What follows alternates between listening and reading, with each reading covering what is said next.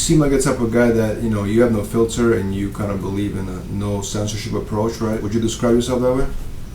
I'll just describe myself as any honest human being. At the end of the day, if somebody asks my opinion, I'm not going to really sugarcoat it. I'd rather be truthful and be hated for it than be fake and try to be humble, what I'm not. If you looked at my Instagram, I post stuff about random things, you know what I mean? It's not just bodybuilding related, it's about general life.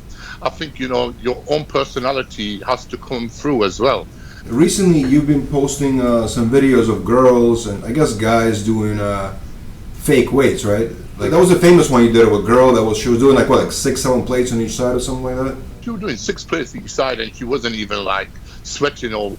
And people were actually believing this is real. And I said, but the most of these people who follow these girls, the heaviest thing they lifted up is a fucking fork.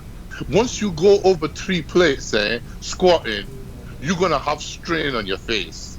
Nobody wants to really train to achieve a good physique. They want the easy way out and they want to look impressive for their followers. I would have more respect for this girl or that guy doing proper weights and having that physique. And it just makes me realize these people must be really insecure. And the worst thing about it is they're conning people into buying their diets, their nutrition.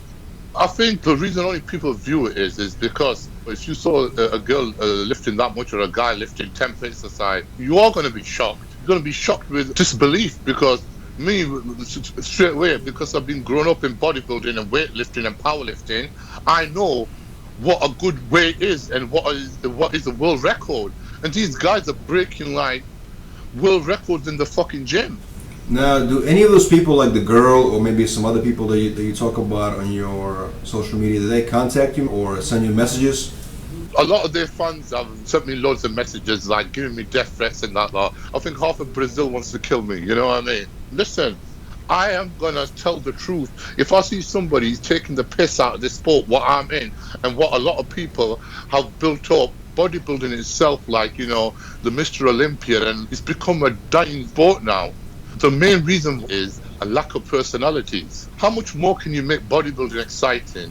You can talk trash about each other, you can train in the gym, but it's not boxing, is it? Because at the end of the day, nobody gets knocked out in bodybuilding.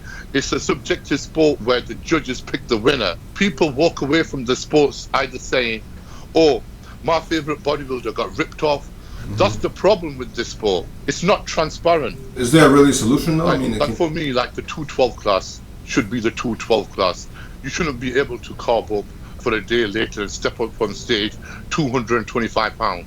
If you're going to have a weight class at 212, everybody gets weighed on the day just before they're going to step on stage. That is a true 212. And with the open bodybuilding, it's the open bodybuilding. But if they want the bodybuilding to go in the right direction, you got to mark people down for guts. You got to mark people down for suspicious looking body parts. You cannot say that you want the sport to go forward and then rewarding these guys. Would you say you're like a bodybuilding purist? A lot of people are hurt in the industry, and it does piss me off because these are people who are making money from naive people. You don't even need to be bodybuilding to make money in this sport. This is the only sport where we got is like coaches have got coaches. They're passing information down to other people. They're just copying what their coaches told them, passing that on to their clients for a cheaper price. Then what you're getting is diluted and the information is getting misinterpreted. The reason why you pay a top coach that amount of money is because he knows exactly what's happening with your body. So how do you explain that people that you're talking about have millions of fans and some of the top pros have way less followers? People post this stuff up, like you said, to get a shock reaction, and it gets the videos shared, so they get more popular, they get more followers. That's the other problem as well, because we're in the sport and we're always in touch with our fans now. Before, we couldn't reach our idols. When people like Dorian Yates and, Ronnie Coleman, to find out the Olympia result, you had to wait for the Flex magazine to come out a month later. Now everything is on hand 24/7. So with the good comes the bad. The good stuff comes, you're allowed to promote yourself. You don't need a sponsor to help you out as much, but you just have to be proactive about things. What do you think about the whole supplement industry and how oversaturated it is? There's so much bullshit on the supermarket, it's unbelievable. And the advertisement is so false, it's unbelievable, you know? Supplement companies have realized that we don't need to pay this much money to a pro bodybuilder to promote our stuff. We can just go on Instagram and Twitter and these places and see somebody with 1 million followers and give that person a quarter amount of the money to promote our products, and we can get 10 or 20 people like that to promote our stuff. Phil Heath had his own supplement company. It didn't work out. It's hard when you got your own brand and people are just buying it because of you. And then you have to think to yourself, is that enough?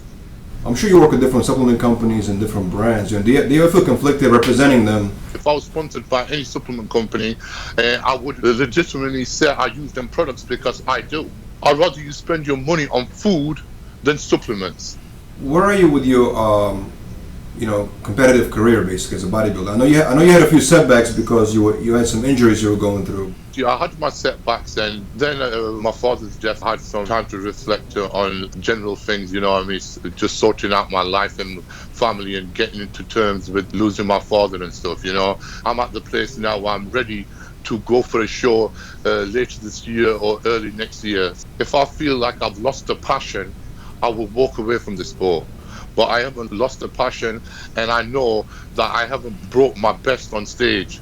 I want to bring the best package I know I can on stage for me. And if I get rewarded for that, awesome. If I don't get rewarded for it, so be it. If I didn't have the accident, then I would have had a different mindset. But you know what? The accident has done me some good and made me realize that there has to be life after bodybuilding. There was times there where throughout the year, I would never even want to go on holiday because I was scared to miss meals. Now, I will go on holidays, go for breaks, mentally, physically relax my body. I learned something from Kevin LeVrone when he said to me, he goes, I cannot go to the gym half-assed. I have to go into the gym all or nothing. That's why for me, 6 months of the year, all I needed was for the Olympia. That's it. For me, rest of the time, I knew that I'll be just going into the gym and just faffing around. You have to sacrifice a lot when it comes down to dieting and stuff. You sacrifice relationships, you sacrifice, family time. It's not an easy sport. So for these guys to be on top of the sport and winning shows, I take my hat off to these guys. You think, wow, he's living the life. But listen, I always say to people, what you see on Instagram is just for the show. Half of the time, I know some people, and their life is not that exciting as you see. They believe the grass is greener on the other side. Do you feel like some of your comments might hurt you in the competition one day? I have never said nothing bad about the IFBB. If something is I've said bad about the IFBB and it's taken the wrong way, I would want them to ask me what I said wrong. Maybe it's come out the wrong way or something. If you compete for a federation, nobody's forcing you to compete for that federation. So it's no point talking crap about the federation. Why put yourself through all that stress just to compete, knowing that you feel like politics is going to play a big part? You're always going to get one person who's happy, and that's the winner. And the rest are never going to be happy. They're going to be talking about it all year. How do you feel about the new classic physique division that was added recently? It's a good class to have. Now, it makes people who really don't want to be mass monsters and big guys to basically go for a physique most attainable. In a classic physique class, you've got to have classical lines. So that means you can't have a big gut. But only problem with that class is not everybody can fit that structure, because a lot of bodybuilders now are dieting down to compete in the classic. The structure doesn't fit. The open division has been getting a lot of criticism. Even the bodybuilders themselves criticize it. What did you take on it? Because ultimately, you have to get to that huge size, so you will have some sort of a gut, right? Especially in off-season. But nobody's saying about off-season they should be looking perfect. But when it comes on stage, you can't have a gut on stage. People ask questions. Why is that person not getting marked down? The IFBB now has nipped it on the butt. They are basically marking people down for these. If you take open division bodybuilding now, or let's say 20 years ago, do you think it gotten better, the same, or worse, in your opinion? For me, the best era was the 90s and the early 2000s. You know, like Dorian, you had Kevin LeVrone then, you had Sean Ray, you had Flex Wheeler. All these guys My God, so many good physiques, you know. You could pick everybody and like every physique, but now you can't do that. Do you think this year or the next few years, Phil Heath can be defeated by anybody? Heath is way ahead of everybody. For him, Mr. Olympia is his title. His closest rival was Kai Green, and I don't think Kai Green has got the fire to come back and compete anymore. If he's going to do it any year, it's going to be this year because they give him an invitation. But it's already too late in the game. There's no way he can get ready. Even if he wanted to, there's absolutely no way. Maybe they should have given him the invitation earlier on in the year. What's next for Zack, man? What do you got going on right now? Yeah, I've got my own supplement range coming out, and also just working on coming back on stage, you know. I feel like you guys haven't seen the best of me, and I don't want to let the fans down. I want to do myself and the fans right and bring a package on stage what everybody's going to be happy with. A lot of people know you have great potential, you know, but I agree with you. I feel like people haven't seen the best of you. No, if you had seen the best of me and you asked me this question, what's next for Zack Khan, I would have said to you, listen, I'm happy doing what I'm doing. I'm chilled, I'm retired, and, you know, I'm happy giving people advice, you know. The fire in me is strong as ever. You still got the best of Zack Khan to see. You're also promoting your show right now, right? It's a big show. It's going to be a sellout, and it's going to give people a platform to compete in the British finals and, you know, showcase their physiques. I will be promoting all the competitors for my show on my Instagram as well, getting them seen. I'll be sharing all the class winners' pictures and everybody, you know, talking to as many fans and competitors as possible. It's good to give back to the sport as well.